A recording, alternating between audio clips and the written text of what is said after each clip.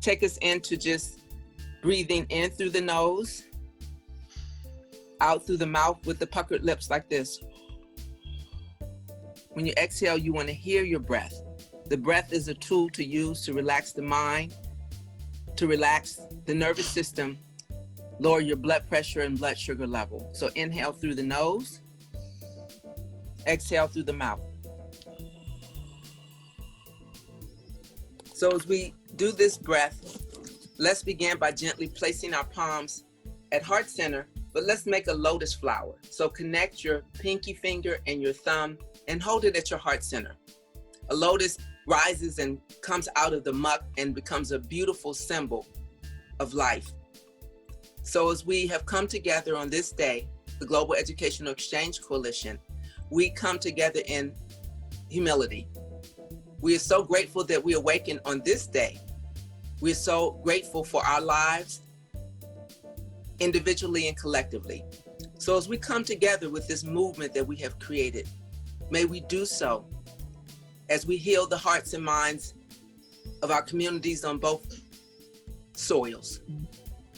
So as we give thanks, as we allow for this moment to be a moment of truth, we bring forth those ancestors, those that came before us, upon whose shoulders we stand. So as we take this moment to bless ourselves individually and collectively, we're blessing all of those souls around the world that are sick and shut in, that feel lonely and left out. All of those souls that are caring for those that are sick and shut in. Those that are called first responders, we bless them. We bless those that are called informal and settlements in South Africa, and I call nomads on this soil that have made their communities out in nature. So as we see them, may we bless them. May we send them light and love. So as we inhale a nice deep breath, let's just gently stretch the arms up. And as we stretch the arms up, imagine that as our arms rise up, it's like us rising up out of the muck. Stretch the arms out. We have nervous system that intersects under the armpit. So when we stretch our arms in this way, it activates those nerves. So let's stretch the arms again. The body loves to be stretched. The body loves to release through movement. The muscles have memory. So as we do this movement, we release, we let go, and we allow. So as we stretch the arms over the head, we're gonna gently wake up the senses by clapping. So as we clap for the healing, we clap for the discovery, to heal, all of those. So let's bring the palms down as we clap, energizing the body as we clap. Inhale as you stretch the arms up. Exhale as you stretch the arms down. And give the face a hug with a smile. As you smile, this sends happy hormones to the brain to say, it's okay, it's all right, it's already done. As you smile, you send out a vibration of love and healing. And the last time, stretch the arms up. And let's bring the arms to center. So we're gonna do one last movement where we bring the arms out. And as we bring the arms out into what's called cactus, the elbows are bent. Bring the arms out. Let's take the right hand and bring it to the left as we meet and greet from one continent to the next, because we are one. Let's bring the right hand back in and let's meet and greet. We are one as we meet and greet from one continent to the next. So as we bring the arms up, we have met, we have connected, and we will celebrate in this moment as we start our session. We got some things we're gonna talk about with soil and agriculture, is that right? Yes. So I want to do an introduction. Janice Brown is going to do a presentation on another A in STEAM.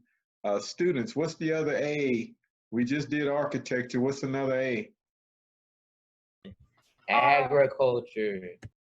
All right. So she's going to do a presentation on agriculture. This time we're going to be doing soil agriculture. So without any further ado, I want to introduce our partner in Houston, Janice Brown, and she's going to I guess she's outside. She's going to talk about soil agriculture, getting it ready. All Go right. for it, Good Janice. morning, everybody. Thank you, Hello. Ephraim, for having me on. I'm so excited to be partnered with you guys. And so, yes, I am outside on this wonderful morning in Houston. I am so jealous of the folks in California with that beautiful California weather. I just enjoyed breathing with her this morning to just try to breathe in some of that California air. But normally it's very hot here, but we're having a beautiful morning this morning, a nice morning to be outside. But I am out in my backyard where I do some gardening. And so, just a little bit about me. I'm again Janice Brown, also known as the Girl on the Grow. And what I do is garden coaching. So I go around and teach people how to garden. So I do that in homeschool and community gardens. I blog for the Texas Home and Garden Show, as well as do their garden education programs. And so, basically when I moved here, over 20 years ago, I started gardening, and it just, I fell in love with it, and really fell in love with it as a kid. When I grew my first radish, it was some type of project, maybe with a program like this, and that got me hooked. And so I've been gardening in some form ever since. And so now I have a business that does that. But I want to start off today by just kind of showing you some things that I'm growing. So I'm going to get my camera here off the tripod, and I'm going to turn us around here so that you can see my garden. Okay. So what I have here, this is the beginnings of my fall garden. And the reason why I'm distinguishing the season is because how I feed my soil for the fall and winter is going to be different from how I feed my soil during the spring. So that's one thing that I'm going to show you. Now, these are new beds. That's also significant for today too. So you see my little plantlings here. They're pretty small, but they're going to get big pretty soon. I've got cabbages growing. This is broccoli and bok choy right now. And then I've got some kale seedlings over here, just starting to sprout. Not sure if you guys can see those, but some little sprouts there. Another bed to plant, and then my old bed that I've been planting in for 20 years, where I'm doing a second spring garden, because here in Texas, because it's so warm, we can do spring crops again in fall. So, all right, that's a little bit about what I'm growing. And then, so let's take a look at the soil here. So our soil here, you might think, well, okay, that's soil or it's dirt. We have that everywhere.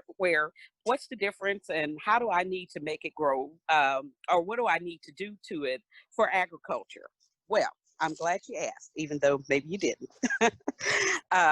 because I'm going to tell you. So I'm going to turn my camera back around here, and we're going to walk through some things. And please feel free to ask any questions that you might have today if you're wondering any questions about gardening or soil, and I'll try to answer them.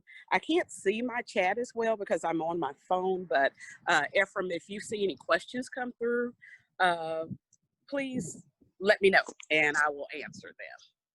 All right, guys, so let's get a little bit into the soil of science here. I'm going to get back on my tripod. I apologize for the roughness of this. I'm still getting the gist of working all of this. Okay, so with soil science, the main thing is that we need to understand that soil is a living, basically a living entity, a little bit like we are. It's different in a way because soil technically is not alive, but there are things living in our soil that are alive. And so we have to feed those things and give them nutrients. That way, the plants that we're going to eat, the more nutrients we feed that soil, then it feeds the plants, then the more nutrients we get in our bodies. So that's why we want to really put those nutrients back in our soil. So you saw the bed, the rectangular bed that I said I had been growing things in for 20 years. And so technically, if you grow things over and over in the same spot, if you don't feed your soil again, that soil will die. and then you can't grow anything in it because you have depleted all the nutrients. So it's important as a farmer or as a gardener that you're always going to put nutrients back into your soil. So every spring I am feeding my soil. So I'm going to show you a few things that I feed my soil with.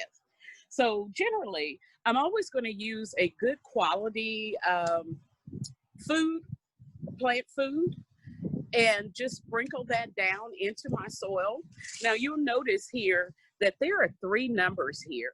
There's a 6, a 2, and the 4. And these are what we call macronutrients. These are the main nutrients that we need in order to grow things. So this first number is 6. That's for our nitrogen content. Nitrogen is important for greening up things and making them grow well. So this is going to be very important for me during the fall. So whatever I feed my garden with during the fall, I'm always going to make sure it has a high first number, that nitrogen content, because fall down here on the Gulf Coast is the time for leafy greens. And so you saw that I'm growing cabbage and bok choy and broccoli and kale. All of those things are leafy greens. So I want them to be nice and green and healthy. So I'm going to make sure that I get plenty of nitrogen in my soil. So another thing that I have fed my soil with, since that's new soil, I'm really trying to bump up my nitrogen content out there. This may sound a little strange, but this is bat guano. And so, you know, it's bat poop. And so you may be wondering, who in the world pays money for bat poop? Well, I do. And other gardeners do. So the thing about this bat guano is, you'll notice the numbers here. There's an 8 for the first number. So bat guano is very high in nitrogen. So that's why I chose it to feed my soil to get that content up. Our next number is phosphorus. And this is going to be important for our spring crops. So spring crops, generally, your vegetable is going to come from your flower. And so that would be things like cucumbers and tomatoes. I hope I have some people out there who love cucumbers. That's one of my favorite, making pickles and things like that. So you want a high middle number. Now you notice here, there's a 2. So my middle number is not quite as high, but this again is for my fall and winter garden. But in the spring and summer, I'm going to make sure that I have one with a high middle number so I can get plenty of flowers and get plenty of vegetables and fruit. And then our last number refers to potassium or potash. We usually don't worry about this number as much. But what potassium does, or potash rather, it speaks to the general health of your soil. And so just trying to make sure that everything is healthy. It's like the doctor for your soil here. So that's a little bit about the numbers here. So now that you kind of understand that, you know how to pick a fertilizer to feed your soil. Now I'm going to talk about kind of like the ultimate plant food and soil food. And that would be compost. So I've got some things sitting here today, and these are just some old oranges that I have let sit around a little bit too long. And so you see, like, you know, some dark spots and they're way soft. And so I need to get rid of those. I've got some old lettuce that fell over in the bin in the refrigerator and dried up, and some old tomatoes that have seen the best of their life. And then also I've got another interesting thing here is coffee grounds. So this container is empty, but I've been kind of saving my used coffee grounds here. You can see from my coffee in the morning. And also I go by Starbucks. Starbucks will give you coffee grounds for free. The used coffee grounds, they have a program called Grounds for Your Garden, and you just go by there. They usually put them in a bucket next to their counter, and you can just pick up the bags out of the bucket. And so in this time of year, I'm really going by there, you know, stopping by the Starbucks as I'm driving and getting those old coffee grounds. Coffee grounds are high in nitrogen too, so I'm really using those out in my garden. during this season. So that's why I'm picking those up. And all those things go on my compost pile. So what compost is just, If I can jump in for a second, Miss Janice, uh-huh. just to be clear, you're saying you use old coffee grounds to help your soil and help grow Yes, things? yes. Wow. Old coffee grounds. So you might think, your parents drink coffee and they throw them away. Make sure to save those coffee grounds because they're going to be important for you to use in the garden. And does anybody remember which nutrient they contain? It's the nutrient that makes things green. Any of our students want to answer that? What's the nutrient that she's talking about? Oh, I see a hand. Nitrogen. Nitrogen. Very good. Excellent. Awesome. Excellent. All right. So I would just dump those things on my, you can see my compost bin here. It doesn't look real pretty, but it's doing its job out here. Right now I've got a bunch of dry things on there, which we call carbons. The greens are the fresh things that I just showed you that I'll be putting on there. But anyway, I just dump all this stuff on this pile right here and I let it sit. And when I think about it, I come out here and water it. And when I'm really being a good gardener, then I come out here and I turn it. And so I just kind of flip it over outside of the bin and then I flip it back in the bin. And so that's going to give me soil. So that's kind of a basics on creating soil. So all this stuff that I've got here on my compost bin, and including those things from my refrigerator, the coffee grounds and all of that, will eventually break down and make soil. And I'm actually going to try to look down here and see if I have any fresh. Oh, I do. Oh, guys, this is exciting. It's exciting me anyway. Let's see. Let me flip my camera around so that you guys can see it. But okay. Okay, so I just opened my compost bin. I raised this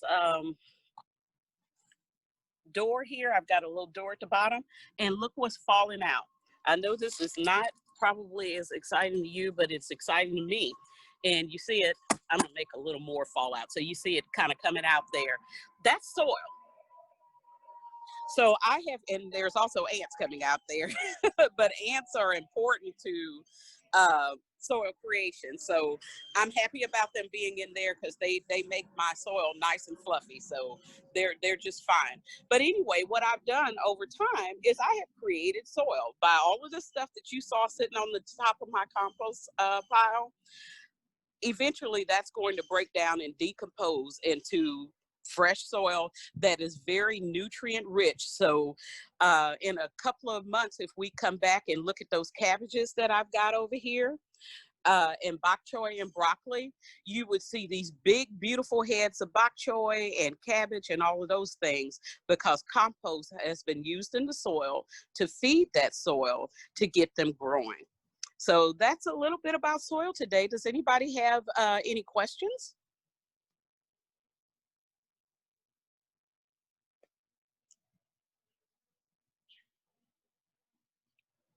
Any questions from our students about anything that we heard? No, that was a lot of great information. Do you do composting with other things besides coffee grounds and that stuff? I compost almost everything in my refrigerator as I cook. Every day is just kind of a normal part of my, what I do now is I have a little bin that sits on my counter and I put stuff in that bin as I'm cooking. So when I'm making eggs in the morning, I rinse those eggshells out, dump them in the bin. When I eat fruit, if I eat a banana, I take the banana peel, dump it in the bin.